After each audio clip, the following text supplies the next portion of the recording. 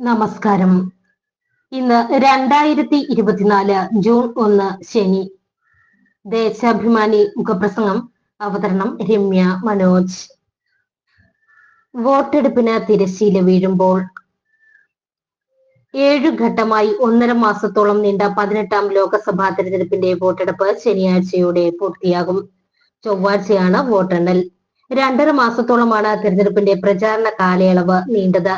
ഭരണകക്ഷിയായ ബിജെപിക്കും ആ പാർട്ടിയെ നയിക്കുന്ന പ്രധാനമന്ത്രി നരേന്ദ്രമോദിക്കും പ്രചാരണത്തിൽ മേൽക്കൈ കിട്ടും വിധമാണ് കേന്ദ്ര തെരഞ്ഞെടുപ്പ് കമ്മീഷൻ വോട്ടെടുപ്പ് ക്രമീകരിച്ചതെന്ന ആക്ഷേപം ശക്തമായിരുന്നു.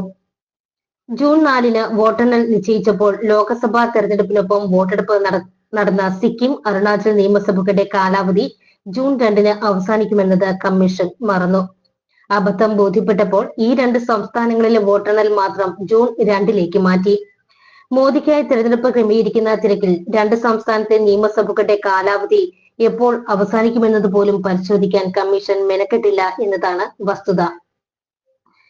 അബ്കി ബാർ 400, അതായത് ഇക്കുറി 400-ലേറെ എന്നതായിരുന്നു തെരഞ്ഞെടുപ്പിലേക്ക് നീങ്ങുന്ന ഘട്ടത്തിൽ ബിജെപിയുടെ മുദ്രാവാക്യം. തെരഞ്ഞെടുപ്പിന് മുമ്പായി ദേശീയ തലത്തിൽ രൂപപ്പെട്ട പ്രതിപക്ഷ പാർട്ടികളുടെ ഇന്ത്യ കൂട്ടായ്മയെ ബിജെപി ഗൗരവത്തിൽ പരിഗണിച്ചതേയില്ല. ബീഹാർ മുഖ്യമന്ത്രി നിതീഷ് കുമാർ വീണ്ടും മലക്കം മറിഞ്ഞ് എൻഡിഎ ക്യാമ്പിൽ എത്തിയതോടെ ബിജെപിയുടെ ആത്മവിശ്വാസം ഇരട്ടിച്ചു. കഴിഞ്ഞ ഡിസംബറിൽ സംസ്ഥാന നിയമസഭകളിലേക്കുള്ള തെരഞ്ഞെടുപ്പിലെ മികച്ച വിജയവും അയോധ്യയിലെ പ്രാണപ്രതിഷ്ഠയുമെല്ലാം മോദിയുടെ 3ാം ഊഴം ഉറപ്പിക്കുന്ന ഘടകങ്ങളായി സംഘപരിവാർ വിലയിരുത്തി. എന്നാൽ തെരഞ്ഞെടുപ്പ് പ്രചാരണം ചൂടുപിടിച്ചതോടെ രാജ്യത്തെ രാഷ്ട്രീയ സാഹചര്യം വേഗത്തിൽ മാറി തുടങ്ങി. 10 വർഷത്തെ മോദി ഭരണം ഗ്രാമീണ സമ്പദ് വ്യവസ്ഥയുടെ നട്ടെല്ലൊടിച്ചത് പ്രചാരണ രംഗത്തും പ്രതിഫലിച്ചു.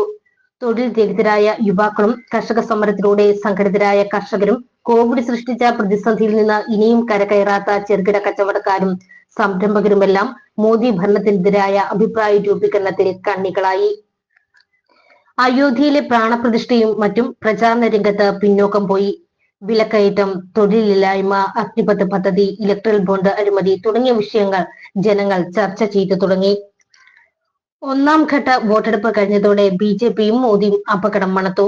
1ാം ഘട്ട വോട്ടെടുപ്പിലെ പോളിംഗ് 2019-നെ അപേക്ഷിച്ച് 3.5% ഇടിഞ്ഞു. മുമ്പെങ്കുമില്ലാത്ത വിധം വിഷലിപ്തമായ വർഗീയ പ്രചാരണത്തിനാണ് തുടർന്ന് രാജ്യം സാക്ഷ്യം വഹിച്ചത്. പ്രധാനമന്ത്രി നരേന്ദ്രമോദി തന്നെ വർഗീയ വിഷം ചീറ്റലിന് നേതൃത്വം നൽകി.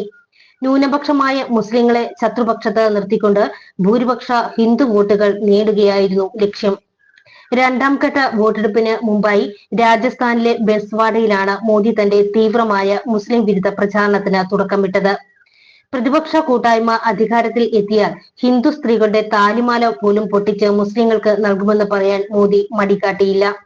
മുസ്ലിങ്ങളെ നുഴഞ്ഞു കയറ്റക്കാരായും കൂടുതൽ കുട്ടികൾക്ക് ജന്മം നൽകുന്നവരായും മോദി മുദ്രകുത്തി. വോട്ട് ജിഹാദിനാണ് പ്രതിപക്ഷ ശ്രമം. പ്രതിപക്ഷത്തിന് ജിഹാദികളുടെ പാകിസ്ഥാന്റെയും പിന്തുണയുണ്ട്. പിന്നോക്ക സംവരണം വെട്ടിക്കുറിച്ച് മുസ്ലിങ്ങൾക്ക് നൽകും തുടങ്ങിയ വിദ്വേഷ പ്രസ്താവനകളും മോദി നടത്തി.